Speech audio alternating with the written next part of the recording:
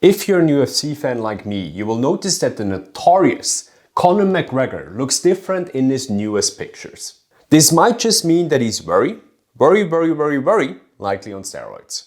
Here's why. In this video you will discover three things. Number one, a simple hack to tell if someone is on steroids.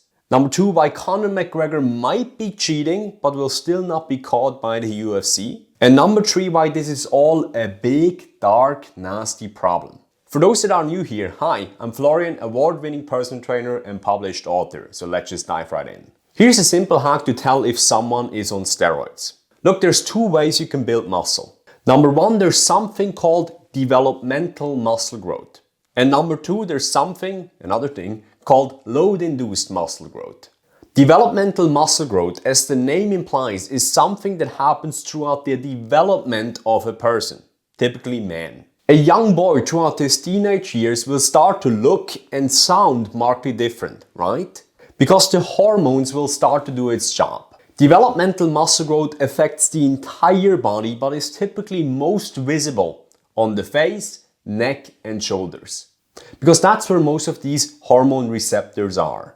Load-induced muscle growth is, as the name implies, something that happens because of load. If you do biceps curls with a dumbbell and your biceps gets bigger, that's because load-induced hypertrophy happened. Or hypertrophy is the same thing as muscle growth. Load-induced muscle growth is localized, meaning if you train the biceps, typically only the biceps will grow. Why does that differentiation matter? Because steroids largely focus on developmental hypertrophy. That's why female bodybuilders on steroids start to develop those masculine facial features and voices. That's why male bodybuilders on steroids have those overly masculine faces with those broad jaws.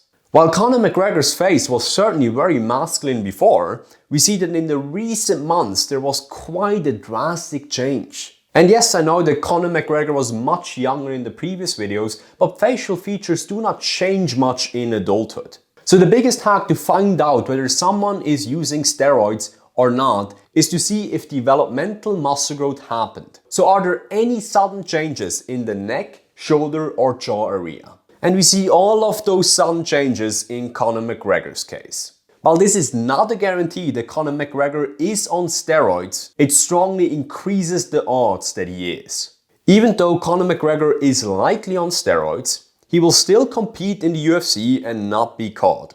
Here's why. Number one, he'll hop off steroids a few months before the competition happens, before he does the drug test. If you use a certain type of testosterone, it will not be recognized in your blood after a few weeks and months. But because the effects of the doping is long-term, you will have none of the risk while having all of the benefits, or most of the benefits. The second reason is that fighting is show business, and the ordinary is simply not as interesting as the extraordinary. Especially if that extraordinary thing is a hissing, dolly-throwing Conor McGregor.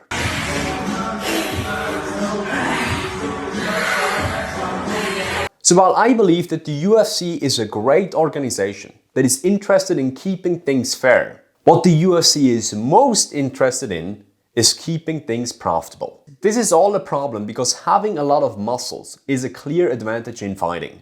You not only get injured less often, which might be one of the key reasons Conor McGregor hopped on the juice train after his quite recent leg snap. You can imagine your muscles as this first line of defense. So before your bones break, your muscles contract and take away most of the load.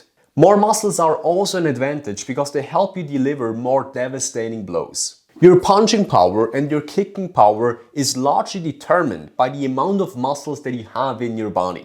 You can imagine your muscles here as a motor. And the more motors you have that work together in synchronized fashion, the more power and the more force you will produce. That's, by the way, why people say that the power of your punch comes from the legs. Because the legs have more motors than your arms or chest ever will have. So good conditioning is having as many motors as possible, while good technique is making sure that all these motors work together in a synchronized, directed fashion. So anyway, this can all become a problem because having a lot of motors can help you deal devastating blows to your opponent. And devastating blows can lead to devastating injuries. You see, Michael Bisping here lost his eye because his opponent was a steroid user that kicked him in the face with that steroid-infused power. And that sucks. So the downside of this all, or the nasty problem, is that if your opponent is not abusing steroids and you are, he's at a clear disadvantage. Which creates this vicious cycle in the UFC or frankly in any other sport that depends on the power of the athlete. And sooner or later, or maybe already now, every athlete is choosing. If you're interested in building more muscle naturally, because it will not only make you less injured, it will also make you be more respected and look good naked, then you should download my book, The Fit Vegan Secrets. It's a book that will help you do what you know that you should do. Because most people fail to build muscle not because they don't have a plan, but because their inconsistent commitment to the plan.